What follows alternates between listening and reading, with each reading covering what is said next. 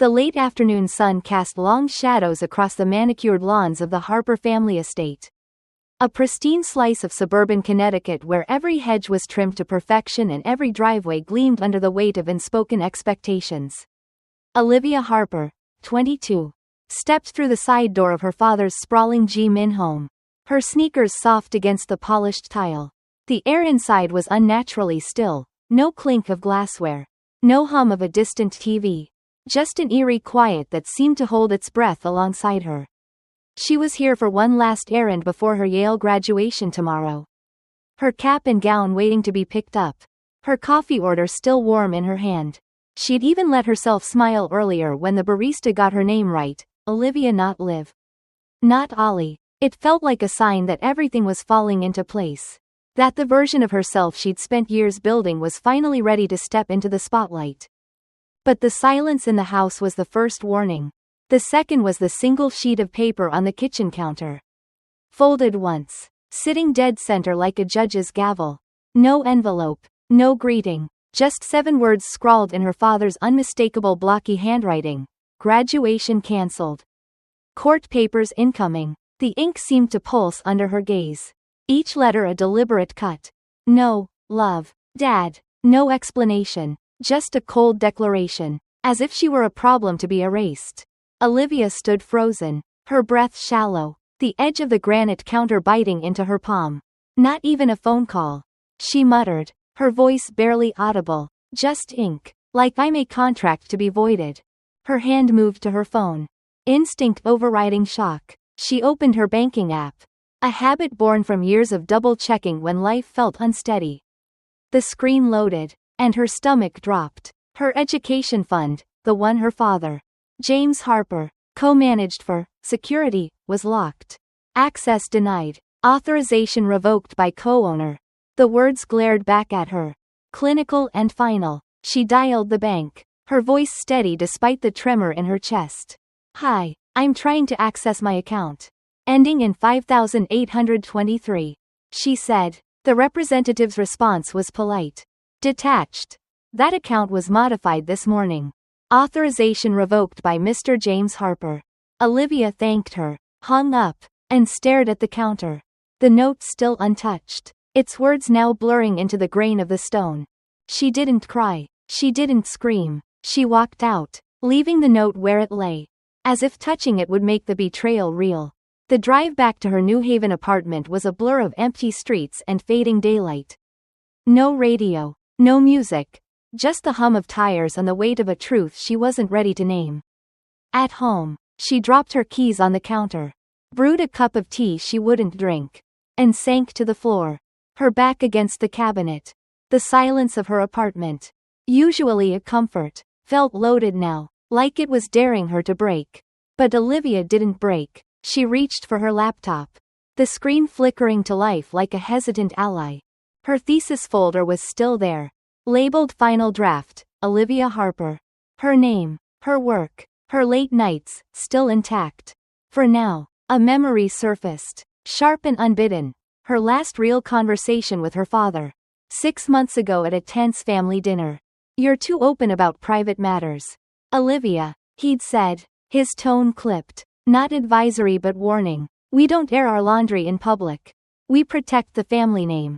She'd nodded then, swallowing her response. But now those words felt like a prelude to this moment. She opened her email, scrolling through old messages until she found one from James. We're proud of your independence, Olivia. The Harper family will always support your next chapter. The hypocrisy stung. She copied the email, saved it to a new desktop folder labeled Evidence, and stared at it. Not out of doubt but out of clarity. This wasn't a mistake. This was a plan. Her phone buzzed, pulling her back. A text from her old roommate. Mia. Hey, weird question. Thought you were valedictorian. Why's your sister Claire in the program now? Olivia's breath caught. She opened Yale's commencement page. There it was. Under valedictorian remarks. Claire Harper. Not a typo. Not a placeholder. Her younger sister. Who wasn't even graduating this year. Now listed as the face of the Harper legacy. Below, the program noted, Claire will receive the ceremonial ribbon on behalf of the Harper family. Olivia's name wasn't just gone, it was replaced. She clicked the RSVP section. Her heart pounding. Next to her name, family support assistant.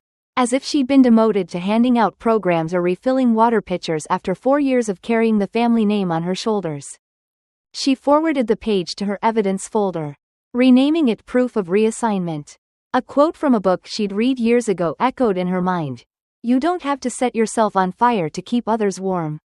Yet that's exactly what she'd done. Burned her own light to keep the Harper legacy glowing. She opened Instagram, already knowing what she'd find. There was Claire, in a navy cap and gown. Blonde hair perfectly styled. Captioned, "The Harper legacy continues sparkles." Olivia downloaded the photo, dragged it into her folder, and stared at the growing collection, a puzzle she hadn't asked to solve but couldn't ignore. An email arrived. Subject, Graduation Program Update. It was cold, generic. Thank you for your prior involvement. Best of luck on your journey. No mention of her valedictorian role. No explanation. Just a dismissal disguised as gratitude. She forwarded it to her friend Natalie, a law student, with one line. Is this actionable? Then she printed the email. Highlighted the line, "We welcome Claire Harper as the face of our program," and tucked it into an envelope. This wasn't spontaneous. It was orchestrated. Olivia's phone buzzed again. A message from her aunt, Rachel, her mother's sister, who'd been estranged from the family since the funeral. Found something your mom saved. Didn't want it buried with her. Attached was a scan of a handwritten essay Olivia had written at 13 for a middle school contest. Why'll never be enough. It was raw, honest, about feeling like a placeholder in her own home. It had won a district prize. But her father had it pulled from publication, calling it inappropriate for the family image. At the bottom of the scan, in her mother's looping cursive, were the words, "She writes because she can't say it aloud. Don't let anyone take that from her." Olivia's chest tightened. Her mother had known, even then, what was coming. She created a new folder, Pattern of Suppression. Into it went the essay, the emails, the Instagram screenshot, every piece of proof that this wasn't new. The Harpers didn't just silence her, they edited her out. Frame by frame, year by year, she opened her journal, the one with coffee-stained pages and pressed flowers, and wrote, "They banked on my silence. I invested in my memory." The sky outside her window was turning purple, a bruised dusk that mirrored her resolve. Tomorrow, she'd start fighting back, not with tears, but with receipts. The New Haven sky was heavy with the threat of rain. The kind of gray that seemed to press down on Olivia Harper's shoulders as she sat in her dimly lit apartment. The glow of her laptop casting sharp angles across her face. It had been 3 days since the note on her father's kitchen counter had shattered her world. Graduation cancelled. Court papers incoming. 3 days since she'd discovered her education fund frozen. Her valedictorian role at Yale reassigned to her younger sister, Claire, and her thesis claimed as someone else's legacy. But Olivia wasn't crumbling. She was collecting every email, every screenshot, every piece of proof that the Harper family had orchestrated her erasure. Tonight, though, something new arrived, a lifeline from the past that would change everything. Her phone pinged, cutting through the silence. A message from her aunt, Rachel, her late mother's sister, who had been a ghost in the Harper family since her mother's funeral. Found something your mom saved. Come alone. Attached was a scan of a document, a handwritten essay Olivia had penned at 13. Titled Why I'll Never Be Enough. The words were raw, spilling her teenage heart onto the page, confessing how she felt like a shadow in her own home. It had won a district writing contest. But her father, James Harper, had ensured it was never published, deeming it too emotional for the family's polished image. At the bottom, in her mother's elegant cursive, was a note. She writes because she can't say it aloud. Don't let anyone take that from her. Olivia's throat tightened. Her mother, gone 3 years now, had seen this coming. A family that silenced its own to preserve a flawless facade. 2 hours later, Olivia was driving through the winding backroads of New Haven, the headlights of her beat-up sedan slicing through the dusk toward Rachel's cottage. The house was tucked between a nature reserve and a dry creek bed. ivy clinging to its weathered siding like it was claiming the place for itself. Rachel opened the door before Olivia could knock, her face lined with the kind of weariness that came from years of standing on the family's sidelines. "You came," she said, stepping aside. No small talk, no pleasantries. Just a wooden box on the coffee table, its surface worn smooth by time. Inside were 2 items. An envelope with Olivia's name in her mother's handwriting and a cassette tape labeled "To my daughter. When they try to silence you." Rachel slid a dusty cassette player across the table. Olivia pressed play, and her mother's voice filled the room. Soft but unshaken, like the lighthouse cutting through fog. "Olivia," she began, "they'll call you dramatic, difficult, ungrateful, but you are none of those things. You are unmanageable by design. They'll try to wrap you in silence. Call it tradition, call it respect, but it's control." There was a pause, the sound of pages turning. "This is the full trust document. Your portion, my instructions, in case they try to erase me. Too. If you're hearing this, they already have." The tape ended with her mother humming a lullaby. The one she used to sing when Olivia couldn't sleep. The melody dropped Olivia back into a memory of a nightlight lit bedroom. Her mother's hand smoothing her hair. She didn't cry, but something inside her cracked open. A flood of resolve washing through. Rachel unfolded another paper. She tried to file this a year before she passed. She said, "A clean transfer of your share of the trust. No co-sign from James." It was blocked. He claimed she was unstable. Olivia read the document, her mother's signature steady at the bottom. Dated a month before her final hospital stay. She pressed her thumb to the ink. Not for proof but for connection. Back at her apartment, she created a new folder. Matriarch's proof. Into it went the audio file, the scanned trust document, and a photo of her mother sitting on their old back steps. Scribbling notes in red ink. "She's not the quiet one. We are." The next morning, Olivia woke with a clarity she hadn't felt in years. She brewed coffee she didn't drink, opened her blinds, and sat at her kitchen table, pulling out the envelope from Rachel. Inside was a single line. "You graduated the moment you stood alone without folding." She didn't linger on it. She opened her laptop, laying out her evidence like a general preparing for battle. The forged email withdrawing her from the valedictorian role. The timestamped thesis submission now credited to Claire. The Instagram post of Claire in Olivia's cap and gown. She drafted an email to the Yale Ethics Board. Subject: formal complaint, academic fraud. The body was surgical. Attached as proof that Claire Harper submitted my thesis as her own. My name has always been on this work. It's time someone proved otherwise. She BCC'd her friend Natalie, the law student, and hit send. The fight wasn't just digital. Olivia drove to Yale's Media Archive Center, a forgotten corner behind the library where dust seemed to settle on every surface. She requested a 2020 spotlight video, Voices of the Future, where she'd been featured as a sophomore. The tech assistant frowned. "You sure it was under your name? The file's been retagged, merged with a group session." Olivia leaned forward. "Is there a raw version?" 15 minutes later, the footage played, no trace of her interview. Just crowd shots and sound bites from others. She was a blur in the background, cropped out of her own story.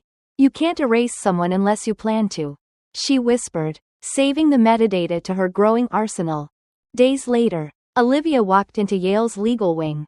Navy slacks and a crisp white blouse. No makeup, no jewelry, just facts. The boardroom was stark, the table overpolished, the air thick with tension. James and Claire sat across from her, his hands folded in that calculated way. Her nails freshly manicured but her eyes fixed on the table. The university's legal representative began. "This meeting addresses claims of academic fraud and institutional failure." Olivia slid her folder forward. Titled Reassignment Timeline, Intellectual Property and Identity. Inside was everything: screenshots, audio, CCTV stills of Claire with Olivia's thesis file, timestamped logs of unauthorized access to her student account. Natalie summarized, "This isn't sibling rivalry. It's impersonation enabled by institutional negligence." Claire's voice trembled. "Rehearsed. I was just managing optics."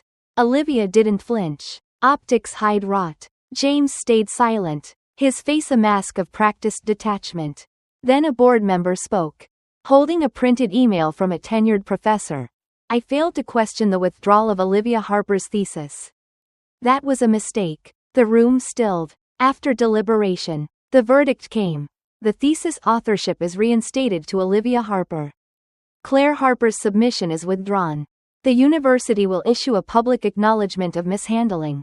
They offered a non-disclosure agreement. Olivia's response was swift. I'm not signing. This doesn't get buried. James's jaw tightened, but he said nothing. At the exit, he murmured, You're really doing this? She met his gaze. No. You did. I'm undoing it. Back home, Olivia didn't celebrate. She stood in her living room, the weight of the fight settling like dust after a storm. Her phone buzzed. Claire. Can we talk? They met at a crowded cafe on 6th. Claire's hands gripped her coffee cup. Her voice small. I thought you opted out. They said you were overwhelmed. I believed them. Olivia let the silence stretch. You didn't steal anything, she said. You were handed what I built. That's not the same. Claire asked. Do you forgive me? Olivia's answer was calm. Final. Forgiveness assumes I'm waiting for it. I'm not. That night, Olivia recorded a video in a park. Her graduation gown draped over her shoulders. Her mother's words in her hand. She read her valedictorian speech to an empty garden. Her voice steady. I'm honored to speak. Not because I was allowed, but because I earned this with every step. Every paper. Every time I refused to disappear. She uploaded it. No caption. No filter. By noon, comments flooded in. The most real graduation I've ever seen. She didn't need a crowd. She needed truth. Olivia didn't respond. She was already moving forward. A week later, she sat in a small office with 2 academic advisors, launching the unedited fund to support students silenced by institutions or families. Some stories don't need rewriting, she told them, just room to be heard. That evening, she framed her graduation gown. A plaque at the bottom in gold foil. They tried to cancel the ceremony. I created the moment. She hung it by her desk. A reminder not of what was taken, but of what she'd reclaimed. Olivia Harper wasn't just a name anymore. She was a record, a legacy that no one could erase.